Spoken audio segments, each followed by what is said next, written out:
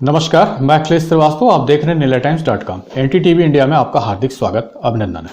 देश की सेवा करना एक सैनिक का धर्म तो है ही, साथ ही देश के अंदर रहकर भी देश के प्रति अपने कर्तव्यों का ईमानदारी से निर्वाह करना भी एक सैनिक धर्म ही है।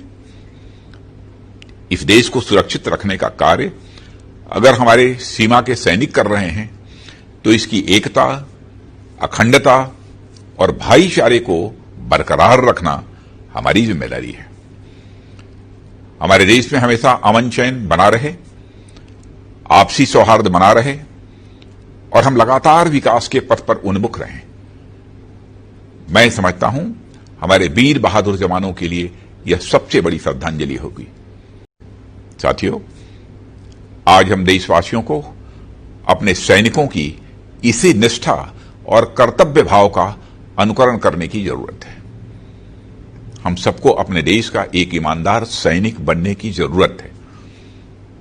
देश की सीमा पर रहकर देश की सेवा करना एक सैनिक का धर्म तो है ही, साथ ही देश के अंदर रहकर भी देश के प्रति अपने कर्तव्यों का ईमानदारी से निर्वाह करना भी एक सैनिक धर्म ही है।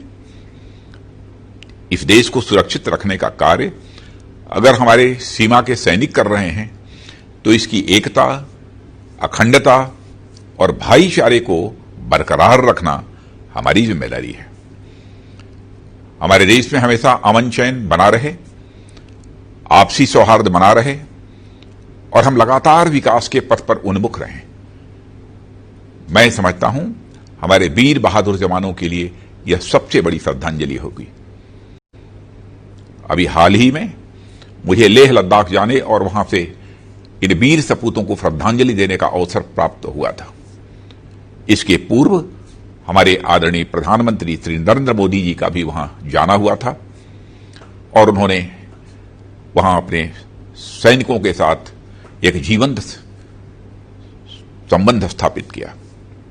मैंने अनुभव किया कि कितनी कठिन और विपरीत परिस्थितियों में भी हमारी जांबाज बहादुरों ने अपना संयम और धैर्य बनाए रखकर दुश्मनों को मुंहतोड़ जवाब दिया था। वे अपने दिल और दिमाग दोनों से इस देश को समर्पित थे और मुझे कहते हुए खुशी हो रही है कि 20 वर्ष पहले के मुकाबले मैंने वहां बहुत बड़ा बदलाव देखा। वह चाहे इक्विपमेंट प्रोफाइल हो, हाल ही में डिप्लॉयड गन्स हो या फिर एरियल एसेट्स हों, जो न केवल ट्रूप्स की बल्कि टैंक्स और बीएमपीज की भी स्पीडी मोबिलाइजेशन में सक्षम है।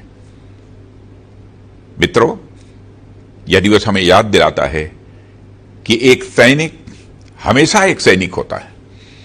वह न किसी जात का होता है, न किसी मजहब का, न किसी वर्ग का होता है, न किसी वर्ण का। उसका एकमात्र धर्म होता है कर्तव्य निष्ठा। सैनिक का एकमात्र धर्म होता है अपने राष्ट्र के प्रति कर्तव्य और सेवा भाव।